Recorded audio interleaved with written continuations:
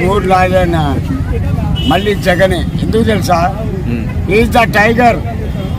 వాడిని తట్టుకోవడం డబ్బుతోని కానీ రాజకీయం కానీ రౌడిజం తోటి ఎవరు తట్టుకోలేరు. షర్మిల చిరుతపులి, జగన్ గారు పెద్ద పులి.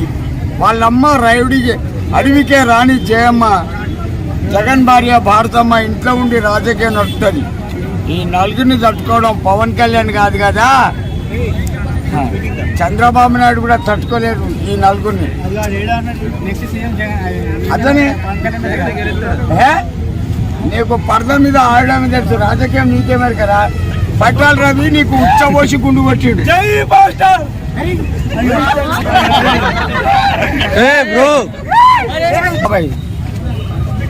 జగన్ ను తట్టుకోవడం ఎవరి తరం కాదు. పవన్ కళ్యాణ్, చిరంజీవి, నాగబాబు, చంద్రబాబు నాయుడు నలుగురు కలిసి వచ్చిన డబ్బుతోటి కానీ రౌడీజం తోటి కానీ అతన్ని తట్టుకోలేరు. అతను ఒక పెద్ద పులి, వాళ్ళ చెల్లె చిత్తపులి, వాళ్ళమ్మ అడవికి రాని, ఆయన భార్య ఇంట్లో ఉండి రాజకీయం నడుపుతుంది భారతి. థ్యాంక్ యూ బాబాయ్.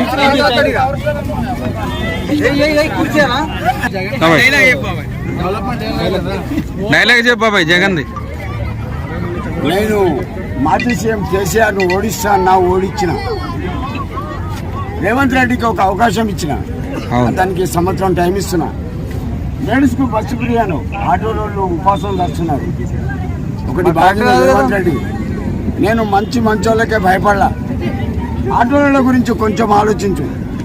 కిరాయి ఆటో ఉంటుంది, సొంత ఆటో ఉంటుంది, ఇంటి కిరాయి ఉంటుంది, పిల్లల చదువు ఉంటుంది, అతని మెయింటెనెన్స్ ఉంటుంది. నాకు తిరిగిందనుకో, ఎక్కడి నుంచి వచ్చినావో అక్కడికి పంపుతా. నా గురించి నీకు తెలియదు, నన్ను కుర్చీ తాత అంటాను. నేను ఎవరికి భయపడా. లా బంగారు తెలంగాణని కేసీఆర్ బామ్మర్ది తాగుబోతు తెలంగాణ జమ చేసిండు. ఇట్లా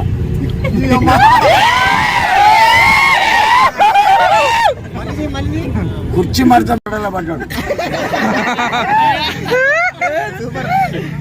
రేవంత్ రెడ్డి గారు, మీకు నేనే ఒక్కటే చెప్పేది, జనాలను దృష్టిలో పెట్టుకొని పాలన చేయండి. మీ కాళ్ళకో దండం. ఓవర్.